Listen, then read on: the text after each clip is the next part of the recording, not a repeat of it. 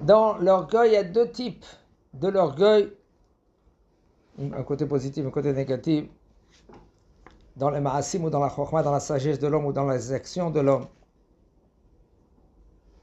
Un homme, quand lui il parle, quand lui il parle vers les gens, il glorifie ses paroles, il dit comment je suis, qu'est-ce que j'ai fait, qu'est-ce que j'ai pas fait, où j'étais, papapi, papa, il fait montrer sa sagesse, il fait montrer maintenant ses actions.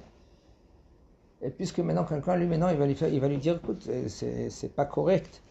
Et le bonhomme, il ne va pas reconnaître maintenant son défaut, son erreur. Pourquoi? Parce que c'est son orgueil qui ne va pas lui donner la possibilité de se remettre en question. Qu'est-ce qui fait que le bonhomme ne se remet pas en question? C'est parce qu'il est orgueilleux, le bonhomme. Et il dit, même quand un enfant, il va lui poser la question, il dit tu sais, j'ai entendu, ou on m'a expliqué, ou je sais, pas comme vous dites.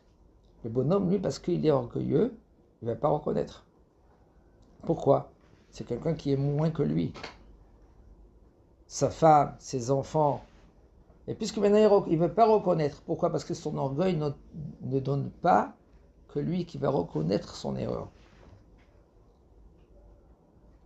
Qui c'est qui empêche à l'homme de faire tchouva? C'est lui-même. Ce n'est pas les autres. Tout ce qui se passe autour de toi, tu peux faire tchouva. Akadosh Baruch Hu, il envoie des messages à l'homme. Remets-toi en question. Construis-toi. Dirige-toi vers le Hémet. Et le bonhomme, lui, il s'empêche de se rapprocher vers Akadosh Baruch Hu. Et tout ça pourquoi? C'est qu'à cause des midot. À cause des défauts que l'homme qu'il a. Un des défauts que l'homme qu'il a, c'est l'orgueil. Et l'orgueil, c'est un obstacle qui l'empêche à l'homme à avancer et à se rapprocher vers Akadosh Baruch Hu. Si un homme, lui, il travaille doucement cet orgueil-là, les autres Hachem, il peut arriver à se rapprocher vers Akadosh Baruch Hu.